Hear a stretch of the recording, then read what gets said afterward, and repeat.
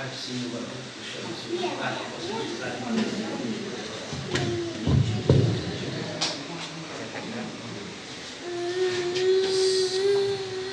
graças a Deus. Salve os irmãos com a paz do Senhor. Amém. Eu gostaria de estar lendo aqui Mateus 28.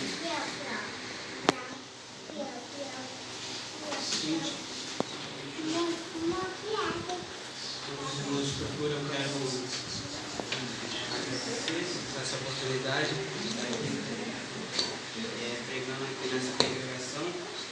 Quero agradecer ao pastor, pastor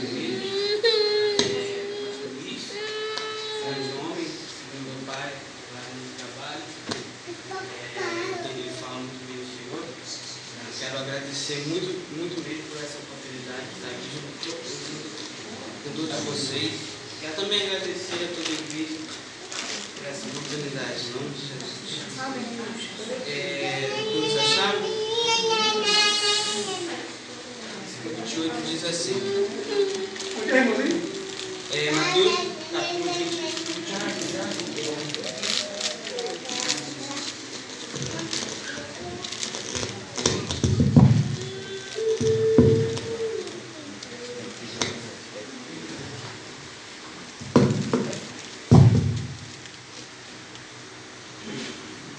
Mateus 20, versículo 28. Todos acharam? Diz assim: assim como o Filho do Homem não veio para ser servido, mas para servir, e para dar a sua vida em resgate de muitos. Senhor, meu Deus, meu Pai, nesse momento, Jesus, eu quero entregar essa noite em tuas mãos, ó Pai. Eu estou aqui apenas como instrumento em tuas mãos, Senhor. Deus, eu não mereço honra, eu não mereço glória, eu não mereço louvor. Tudo é para ti, ó Pai. Incrível que o Senhor está aqui presente em nosso meio. Que a tua palavra diz: onde estiver 2 ou 3 unidos em teu nome, o Senhor se faz presente. Quero te agradecer, meu Pai, por essa grande oportunidade de estar aqui juntamente com os irmãos, te louvando, te adorando. Senhor, que possamos estar aqui na humildade para entender que a tua palavra é a verdade, precisamos segui-la. Precisamos, ó Pai, entender que a Bíblia é como luz para os nossos pés, para o nosso caminho, Senhor. Então, que o Senhor possa nos conduzir pelo caminho certo, segundo a tua palavra. Que eu te peço, já te agradeço, em nome de Jesus. Amém. A igreja pode sentar. Quero dizer que minha chegada até aqui foi bastante complicada. A gente, mais tarde por aí, eu estava voltando lá do centro de Campo Grande e o ônibus quebrou, fomos parados lá no meio da pista, até que chegou outro ônibus. Quando eu cheguei em casa, quando eu já estava em casa, um homem que ia me trazer aqui, o Lucas, teve que socorrer o seu irmão, que é o meu pastor lá da Igreja do Valor, lá na Barra da Tijuca, e teve todas essas confusões, essas coisas todas, e enfim, chegamos aqui, o Hélio nos trouxe, o nosso coordenador lá também da Igreja do Valor. Eu só tenho que agradecer a Deus, porque por mais que o inimigo tentou, por mais que o inimigo trabalhou, eu estou aqui para uma glória para vamos para a palavra. Esse versículo está querendo nos dizer, está querendo nos ensinar que o Filho do Homem, Jesus Cristo, ele veio como uma missão. E a Bíblia vai nos dizer, a Bíblia vai nos contar que esse homem, Jesus Cristo, que é o Verbo, desde o princípio, desde o começo, ele estava com Deus, ele estava ao lado de Deus. E se a gente ler a palavra de Deus, nós vamos compreender, entender que lá onde Deus está rodeado de glória, rodeado de anjos, e ele com certeza está num lugar bem acomodado. Mas Deus deu uma missão para ele, e ele não desobedeceu, ele não virou as costas, ele entendeu que ele tinha que vir, ele tinha que descer, ele tinha que cumprir essa missão aqui na terra. É como, para deixar mais claro, é como um príncipe e o seu castelo. Nós sabemos que um príncipe no seu castelo é um lugar, sabemos que um castelo, um palácio é um lugar bem acomodado. É como se ele largasse tudo isso e viesse a batalhar no campo de batalha. Sabemos que no campo de batalha é um lugar bem diferente de um palácio, é bem diferente, é bem mais complicado. É um lugar de risco, ele sofre riscos ali naquele lugar. E Jesus, ele decidiu vir ao mundo, mesmo sofrendo tantos riscos, ele veio ao mundo. Porque ele sabia que quem deu a missão para ele não foi qualquer um, foi o seu Deus, o seu Pai. E ele veio ao mundo. Mas é uma pergunta que muitos cristãos não sabem responder. O porquê Jesus veio ao mundo? Afinal, qual é a missão de Jesus aqui na terra?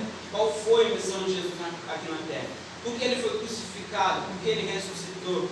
Por que ele fez tudo o que fez aqui na terra? O porquê disso? E para entendermos isso, precisamos voltar lá no início, lá no livro de Gênesis, lá no primeiro livro da Bíblia, primeiro livro escrito por Moisés, que diz que no começo, no princípio, Deus criou o céu, Deus criou a terra, Deus criou toda a natureza, os seres humanos, os seres viventes. E a palavra do Senhor diz que todo soprar do vento à tarde, ou seja, quando estava prestes a anoitecer, Deus ia ter com os seres humanos, porque eles tinham um relacionamento muito grande. A Bíblia vai nos contar que Deus fez o ser humano à sua imagem e semelhança. Então nós podemos entender que o relacionamento de Deus com os seres humanos era como um relacionamento entre pai e um filho. E lá no começo Deus tinha esse relacionamento, Deus ia ter com ele. Quando ia prestes a anoitecer, Deus passeava no jardim com os seres humanos. E Deus deu uma ordem. Deus proibiu o ser humano de comer de uma única árvore, que é a árvore do conhecimento do bem e do mal, a árvore da ciência do bem e do mal. Deus proibiu eles de comer dessa árvore. A Bíblia diz que Deus fez tantas e tantas árvores belas, com uma aparência boa, com frutos que aparentemente eram saborosos e de fato eram saborosos, mas Deus tinha proibido eles de comer de uma única árvore, que era a árvore do conhecimento do bem e do mal, da ciência do bem e do mal. Deus proibiu, eles não podiam comer. Deus falou para eles, se eles comerem, certamente eles morreriam. Mas aí então a serpente, a Bíblia vai nos contar que a serpente era um animal mais astuto e mais esperto entre todos os outros animais. Ele, com as suas estratégias, foi até Eva, com o objetivo de enganá-la, com o objetivo de contradizer a palavra de Deus, de ir contra a ordem de Deus.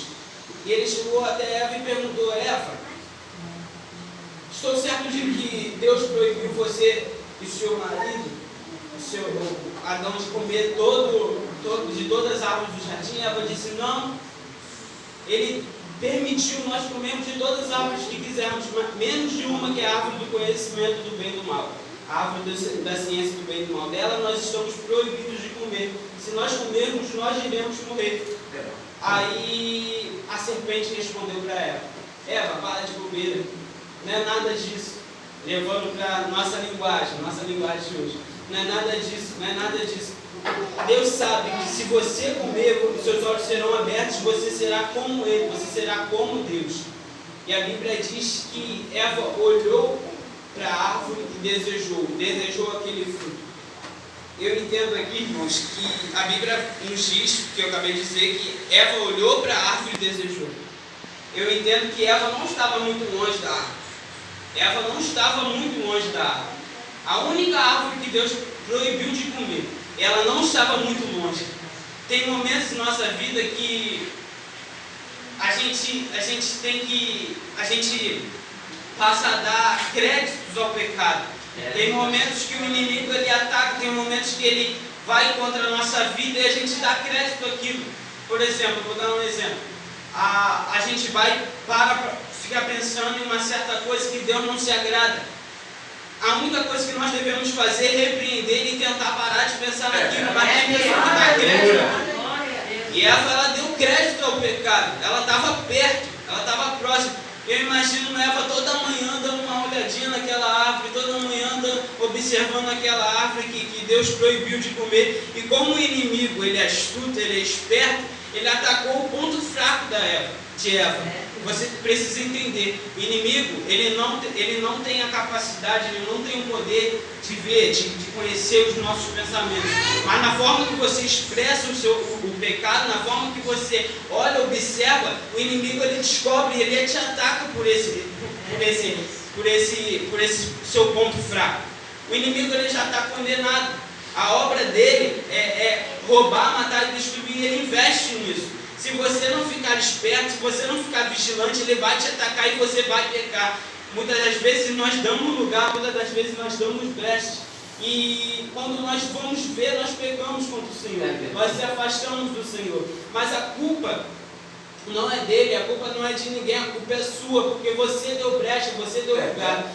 E eu também entendo nessa passagem, eu aprendo uma lição super importante, que o diabo ele não veio de uma forma humana para poder enganar Eva. Ele veio de uma serpente, uma cobra. Se você ler, você vai ver que ele veio de uma forma totalmente contrária ao que ele realmente era. E eu entendo aqui que às vezes o inimigo ele usa pessoas, ele vem de uma outra forma para poder te enganar. Muitas das vezes você não consegue se firmar, você não consegue firmar o seu espaço. Tem vezes que Deus quer te usar, tem vezes que Deus quer trabalhar, agir através de você e em você, mas você dá bola a pessoas que Deus não quer em sua vida. Você às vezes dá mais crédito, dá mais prioridade, mais importância a outras pessoas do que o próprio Deus. O inimigo ele usa pessoas para poder destruir a sua vida. Por isso que a gente precisa entender que a nossa prioridade sempre deve ser Deus. Tem momentos que você está lendo a palavra de Deus, não sei se isso já aconteceu com você, tem momentos que você está orando, está lendo a palavra e do nada você recebe uma mensagem, você recebe uma mensagem no celular e aquilo ali te desconcentra legal, aquilo ali te tira o foco, te tira a atenção.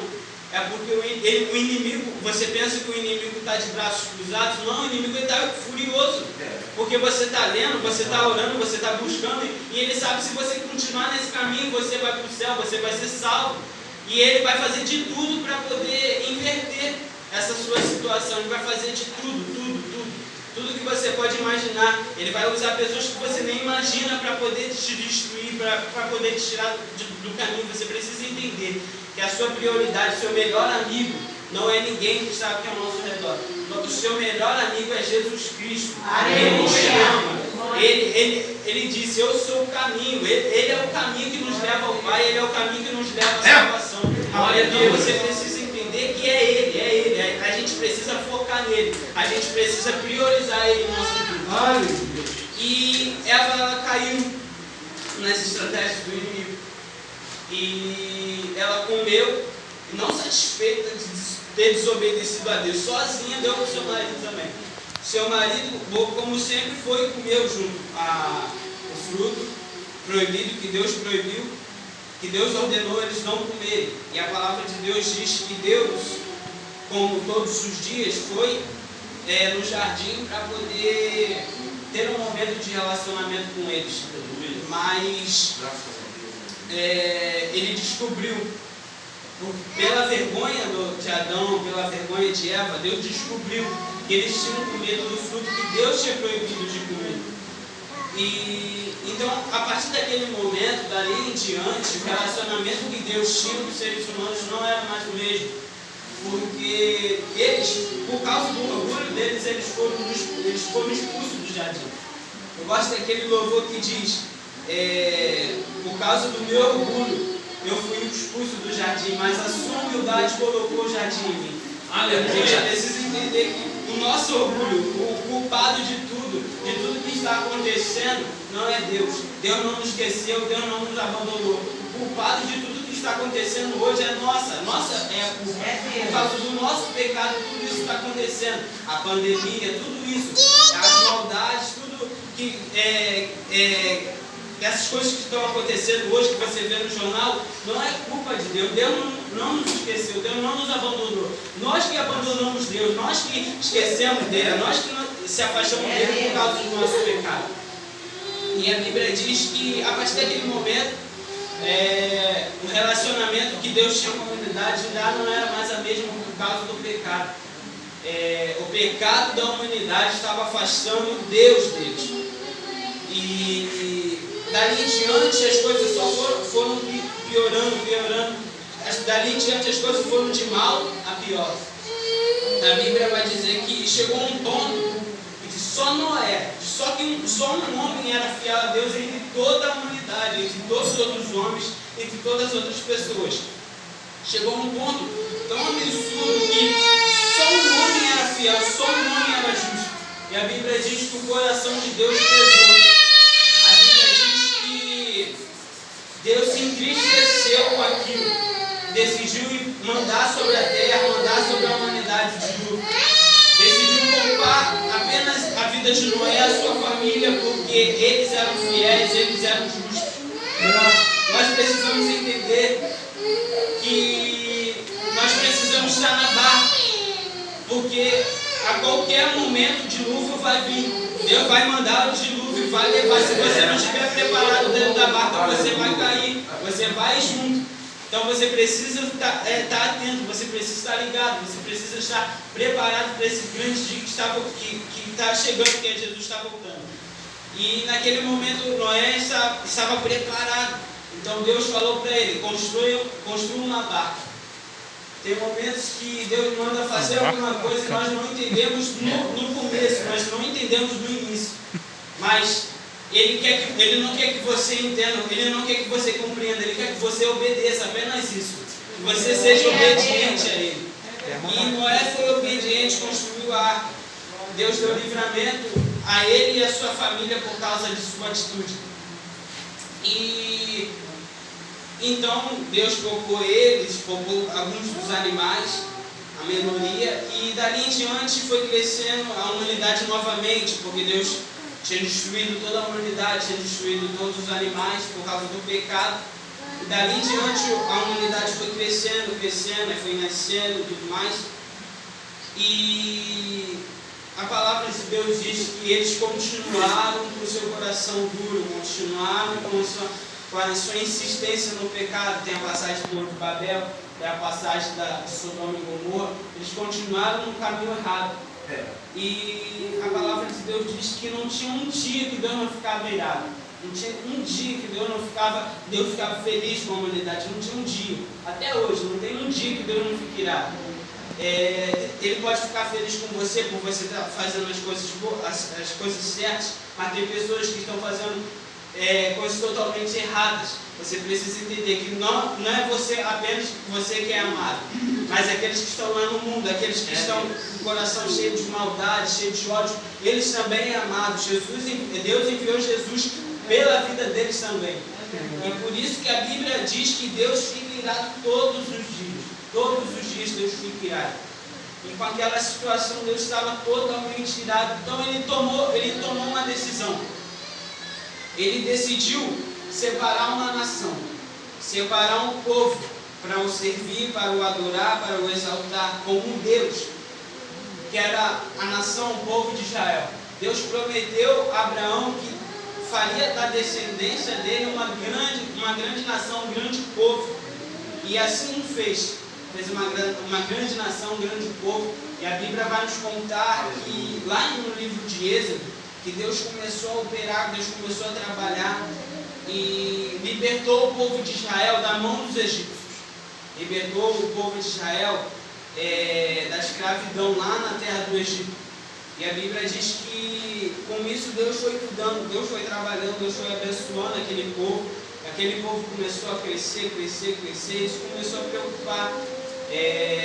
Aquele povo começou a vencer guerras, começou a vencer batalhas. Isso de fato começou a preocupar as nações vizinhas, as nações que eram vizinhos que estavam ao lado dessa nação, desse povo, que era o povo de Israel. E a Bíblia diz que aquele povo foi crescendo, foi se multiplicando, mas a Bíblia vai nos contar, a Bíblia vai nos dizer que aquele povo, num certo momento, numa certa hora, no começo, tudo bem, no começo eles tinham um relacionamento com Deus, no começo eles adoravam, serviam o Senhor, mas a Bíblia vai nos contar que mais à frente eles viram as costas para o Senhor. O mesmo povo que Deus tinha separado, o mesmo povo que Deus tinha abençoado, o mesmo povo que Deus tinha escolhido, virou as costas para o Senhor. Aquele povo que Deus tinha separado para ele, para o servir, para o adorar, passou a idolatrar deuses pagãos, deuses estrangeiros, e aquilo de fato mexeu o coração do Senhor. Aquilo de fato entristeceu bastante o Senhor. E a Bíblia vai nos contar que aquele povo ia de mal a pior. Chegou a um ponto tão absurdo que aquele povo começou a oferecer aos deuses estrangeiros, aos deuses pagãos, oferendas, como os seus filhos como oferendas, seus filhos como holocaustos. Aquele povo estava tão corrompido pelo pecado que estava fazendo tantas coisas absurdas aos olhos do Senhor. E eu imagino, a Bíblia não conta, a Bíblia não diz, mas eu imagino Deus olhando lá do céu, olhando toda a humanidade, olhando o seu povo, o povo escolhido, e vendo que todos eles se desviaram, todos eles viraram as costas para o Senhor. Imagina a tristeza, imagina a dor que Deus estava sentindo, porque Deus não nos criou para nos destruir. Deus não nos criou para nos matar. Deus nos criou para viver uma vida eterna. Deus nos criou para o adorar, para o servir, para o conhecer, para o reconhecer como o Deus único e verdadeiro. Mas a humanidade estava seguindo um caminho totalmente errado. A humanidade estava seguindo um caminho totalmente contrário ao caminho do Senhor. Aquele povo, aquela nação estava vivendo uma vida como zigue-zague. Quando tudo estava dando certo, eles adoravam, serviam Deus estrangeiro, Deus pagãos. Quando tudo começava a dar errado, eles voltavam para o Senhor, se arrependiam dos pecados e pediam socorro. E Deus socorria, Deus abençoava, Deus dava vitória pela sua bondade e pela sua misericórdia. Mas quando Deus livrava, passava um tempo, passava alguns anos, eles voltavam ao caminho errado, voltavam à idolatria, voltavam a adorar, servir os seus deuses pagãos, seus deuses estrangeiros. E a Bíblia ela é clara dizendo isso. Eu imagino Deus olhando para Jesus, meu filho, você vai ter que descer, porque eu não quero derramar a minha ira. Se eu derramar a minha ira sobre essa gente, não vai sobrar um sequer. Então você vai ter que descer. Vou ter que fazer a minha mão pesar sobre você. Eu sei que você é santo, eu sei que você é puro, eu sei que você é limpo, mas eu vou ter que fazer você descer para mim, meu povo, a minha igreja poder subir. Eu vou ter que fazer você descer para a minha igreja, o meu povo poder subir. Ei, você ainda não entendeu. Jesus desceu para ele e você poder subir. Jesus foi crucificado, Jesus morreu para eu e você poder subir. E aí, enfim, chegamos aqui nesse versículo. Jesus desceu, se encarnou como um verbo vivo, como a palavra viva. E ele veio, se encarnou como um homem. E a Bíblia aqui no versículo 28, no capítulo 20, versículo 28, vai dizer que ele veio não para ser servido, mas para servir e dar a sua vida em resgate. Ele veio para curar, ele veio para libertar, ele veio para transformar. Isso significa ele veio para servir. E aqui no final ele diz: eu vim também para dar a minha vida ao resgate de muitos.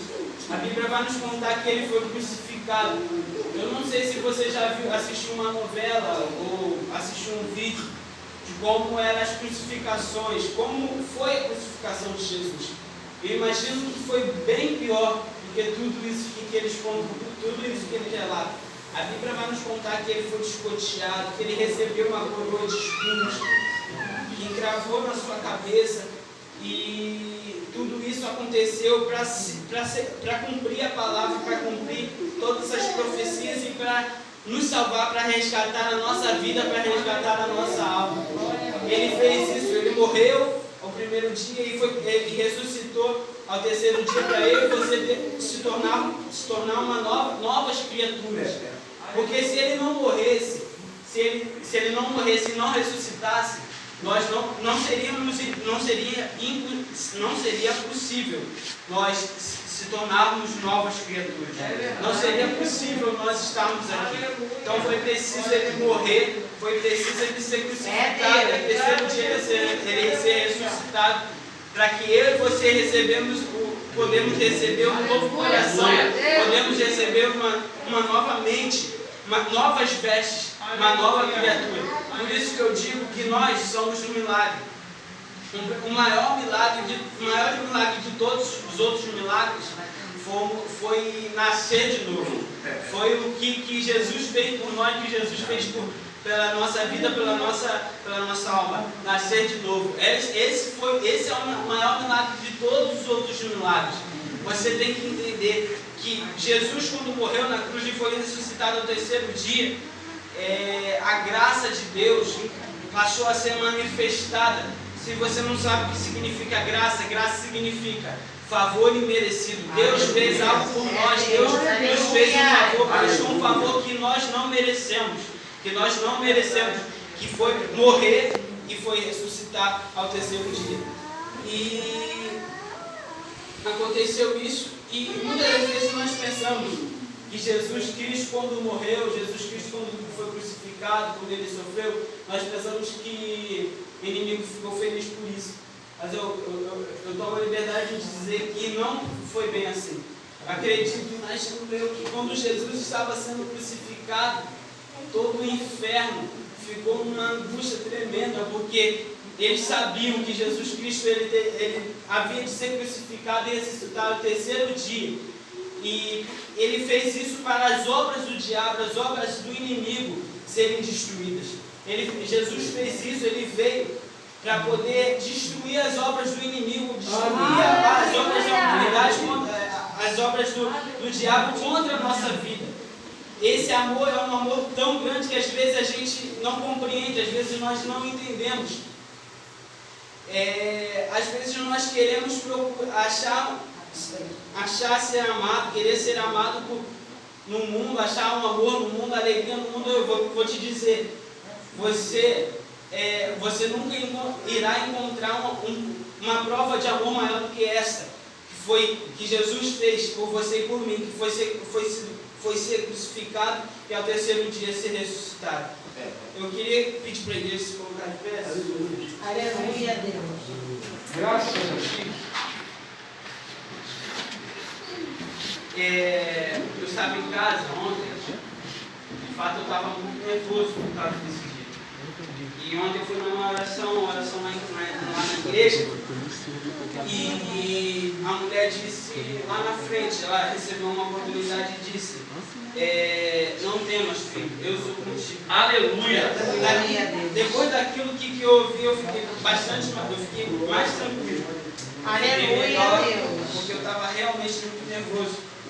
E eu entendo que Jesus me trouxe aqui porque Ele sabe que tem pessoas aqui que estão em situações complicadas, estão em situações difíceis, e Deus quer mudar essas situações. Deus, aleluia. Tem pessoas que talvez ainda não entendeu. Jesus Cristo, Ele é sim o nosso Senhor, Ele é sim o nosso Deus, Ele é sim o nosso Mestre. Mas você precisa entender que o que Ele o que Ele fez é para servir também, para nós tornarmos filhos de Deus. Além de você ser servo, você também é filho. Você precisa entender que, por mais que o inimigo diz, não há mais solução, não há mais perdão do seu pecado, não há mais mudança em sua vida. Eu quero te dizer, a palavra do Senhor diz, se você confessar o seu pecado, Ele é fiel e justo para te perdoar. Deus, Ele sente um amor tão grande por nós, que Ele tem esse poder de nos perdoar. Eu quero te dizer que sim, Ele quer mudar a sua situação, sim, Ele quer mudar a sua vida. Eu quero te dizer que muitas das vezes nós estamos passando por uma situação difícil, muitas vezes estamos no pecado e não nos achamos dignos, não se achamos merecedores de estar aqui. Mas eu quero te dizer que nós não somos merecedores, mas o que Cristo fez por nós foi para falar para você, foi para mostrar para você que independente das suas falhas, independente do seu pecado, você é amado. Independente do que você fez no passado, você é amado. E Ele quer transformar a sua vida. Aleluia. E muitas das vezes nós não recebemos a vitória. Muitas das vezes nós não somos libertados. Glória, muitas das glória, vezes nós glória, não somos glória, transformados. glória. Porque nós não damos lugar. Nós não damos lugar para Jesus. Não damos lugar para o Senhor mudar a nossa vida. Eu quero te fazer um convite nessa noite. Você dá lugar para Jesus. Você dá lugar para Ele começar a trabalhar na sua vida. Jesus disse: vinde a mim todos os que estão cansados e oprimidos, e eu vos aliviarei. Independente da sua situação, Jesus Ele quer trabalhar na sua vida. Independente da sua situação, Ele quer trabalhar na sua vida. Independente do que você fez, ou independente do que você faz, Ele quer trabalhar, Ele quer transformar a sua vida. Basta você dar lugar. Basta você dar lugar para Jesus trabalhar. Eu me lembro da passagem do discípulo Levi. Ele é um publicano. A Bíblia diz que por ser publicano, ele não tinha uma imagem muito boa no meio da sociedade. Quero te dizer que Jesus convidou ele para ser um dos seus discípulos. Eu fico lendo essa passagem e vejo assim, como Deus é bom, como Jesus é maravilhoso. Independente das falhas de Levi, Jesus ele convidou, ele fez um convite. Ele estava dizendo: ei querido, ei meu filho, venha comigo e dê lugar para mim trabalhar, para mim transformar, para Deus, aleluia. Se você continuar de braços cruzados, se você continuar nessa sua situação, eu vou te falar, não vai mudar. Se você passar a buscar, se você passar a adorar, se você passar a servir, Deus vai transformar, Deus vai te surpreender. Aleluia. Glória a Deus. Eu queria dar a oportunidade de Glória. queria que os irmãos adorassem um pouco ao Senhor. E no seu canto, onde você estiver, colocasse a mão no seu coração e pedir para o Senhor para poder começar a trabalhar na sua vida a partir de hoje. Porque Jesus ele vai te surpreender. Porque Jesus ele vai trabalhar, ele vai agir a partir do momento que você der lugar. Quero que você aí no seu canto feche seus olhos, louve ao Senhor, adore o Senhor, dê lugar a Ele, porque assim como eu estou aqui, Ele pode fazer em você, pode levar a lugares grandes.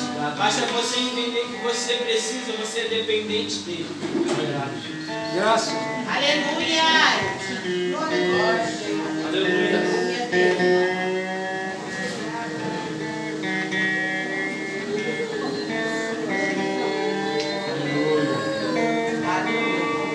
Aleluia.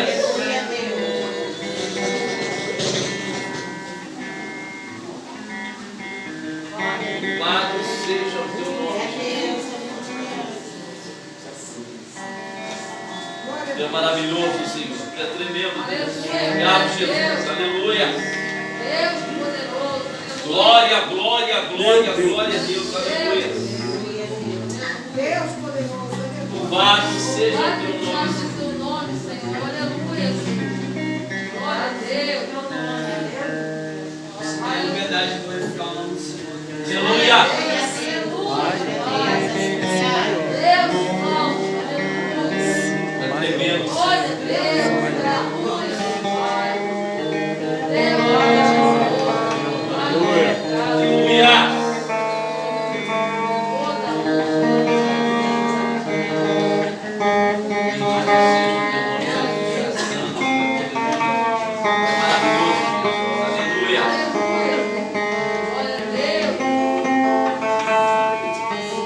Glória, glória, glória, glória, glória, glória, glória, glória a Deus, aleluia.